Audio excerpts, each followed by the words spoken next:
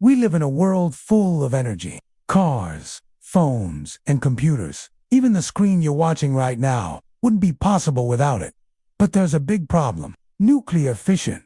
The process of splitting atoms to make energy is what powers our current nuclear power plants. But that comes with its own set of problems. The sun. We need to recreate conditions in the core of the sun. Temperatures need to be over 150 million degrees Celsius, 10 times hotter than the sun's core. And we need to hold that temperature for a long time, long enough to generate more energy than we put in. So, the answer to the question is yes. We can build a machine that can give us unlimited energy. But more importantly, we will because we have to. We have no choice in the matter. Humanity needs this, and we will make it happen. Thanks for watching. And while we've been working on it for decades, things are starting to get really exciting. Our sun is a giant ball of hot gas that makes our planet habitable and makes life possible. It does this through a process called nuclear fusion. They created a fusion reaction that generated more energy than the amount required to trigger the reaction in the first place.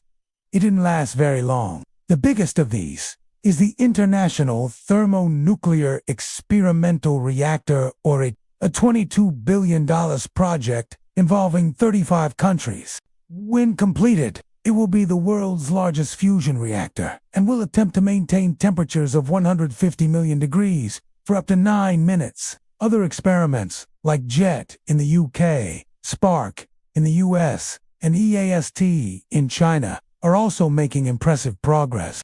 They've managed to sustain much higher temperatures for much longer periods of time than anyone before them. Private companies are also investing heavily in the technology. There are dozens of startups working on fusion reactors all over the world, and many of them claim that they'll have net energy within the next decade. The whole thing lasted about a fifth of a second, but it proved one thing. Fusion energy is possible. Fusion still faces huge challenges. It's very expensive and incredibly complex, and no one has ever built a reactor that produces more energy than it consumes.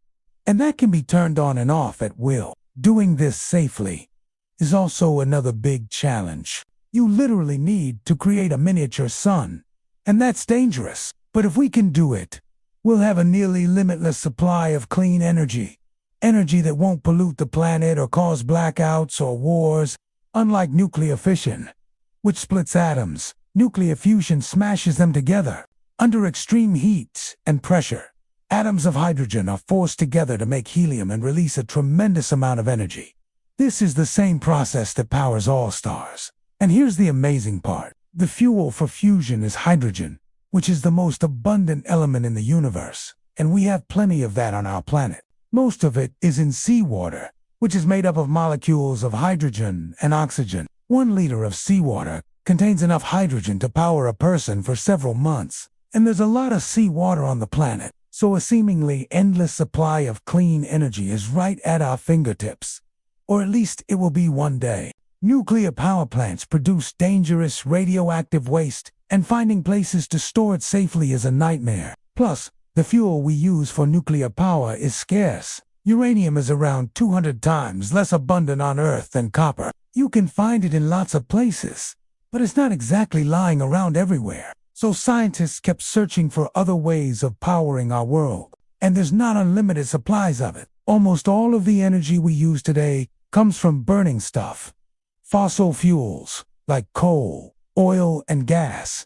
And that has some serious downsides, like the fact that it's killing our planet. And that's why scientists have been trying to solve one of humanity's biggest problems for over half a century: building a machine that could give us unlimited clean energy.